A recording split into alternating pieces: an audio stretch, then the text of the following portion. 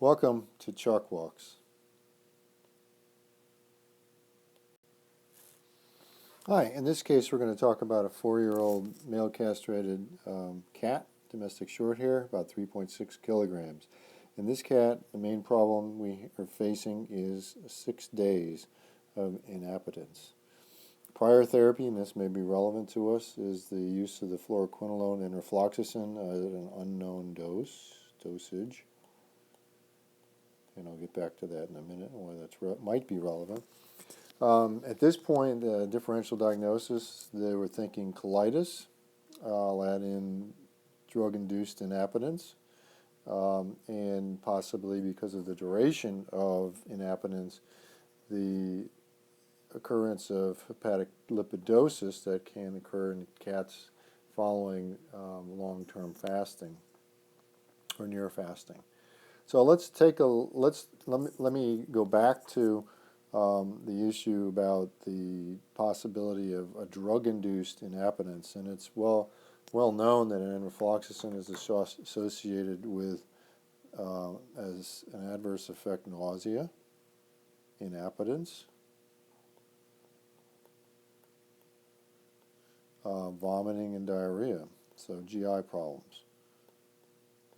And so we cannot rule out that this drug might have caused the problem. You should never rule out drug-induced nausea. And the other possibility is if this dosage was beyond what is recommended for cats, and what's the normal recommended dose is not greater than 5 milligrams per kilogram once daily. This contrasts with what you'll see used in dogs of up to dogs. You can use up to 20 milligrams per kilogram for very resistant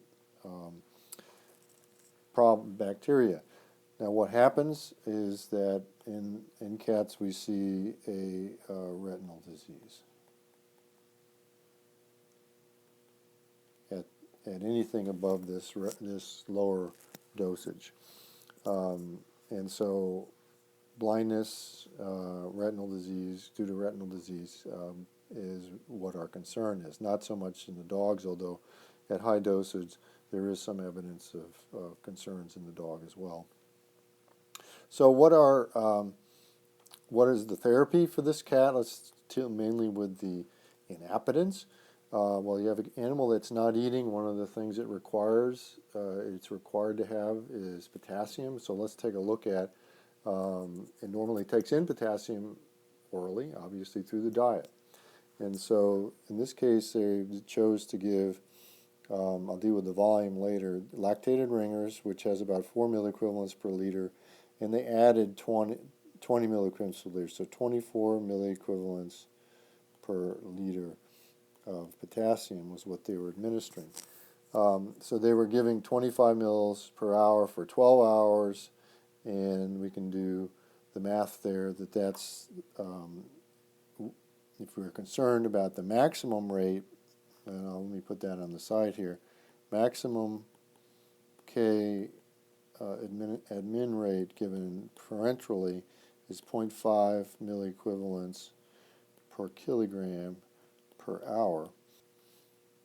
We can see that if we have 25 mils per hour times, let's just convert it to milliliters, 0.024 milliequivalents per milliliter, this gives us about 0.6 milliequivalents per hour, or 0.167 milliequivalents per kilogram per hour in this cat. So we're below the maximum rate, but because of the actual fairly significant rate at the beginning, we're within about 33% of the maximum rate. So we do have to be careful if this animal has a positional catheter. Now this is dropped down to 10 milliliters per hour, which for this cat turns out to be a lower rate about 40% of what we had before. So the potassium administration is not as significant. So fluids are important to sustain the animal. Potassium is important. Let's not forget that you can get potassium in, and while it wasn't used in this case, it's something you can supplement later as we talk about adding potassium to the nutrients that are given in the nasogastric tube. So what are the other drugs? The other drugs are drugs that are targeted at trying to stimulate appetite.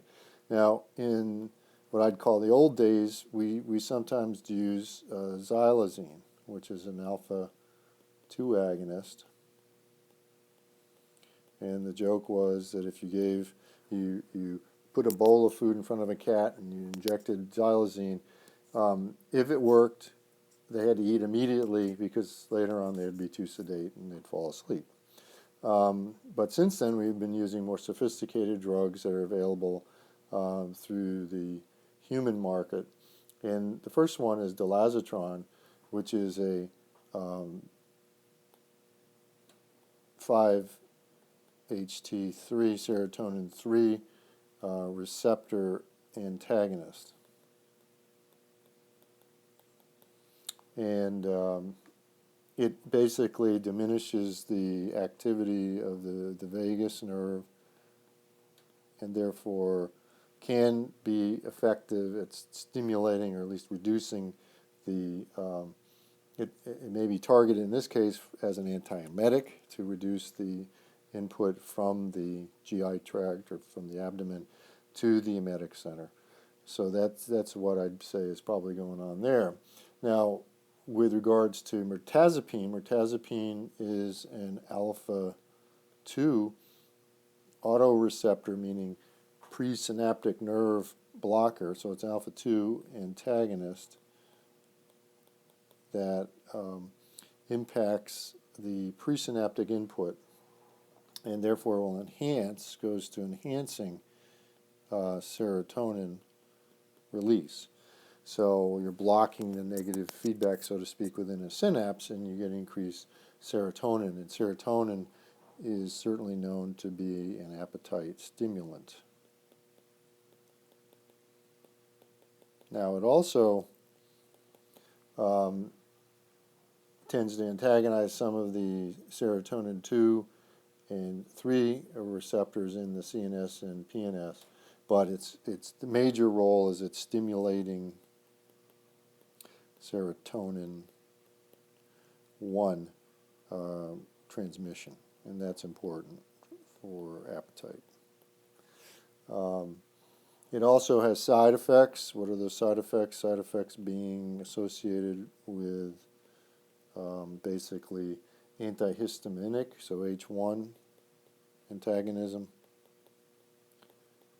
and dry mouth can occur due to anti-muscarinic effects.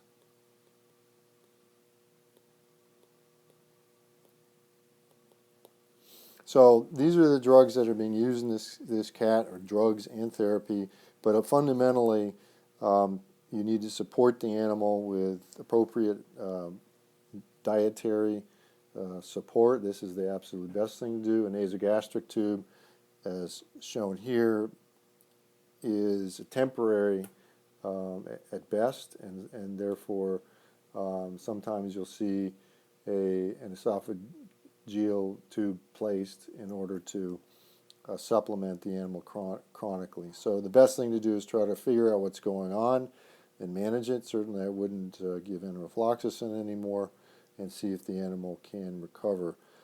The big concern is hepatic lipidosis in these cats. It's definitely not something to mess around with because cats have a very specific predisposition that we don't quite understand for lipidosis, and the best thing to do is prevent it.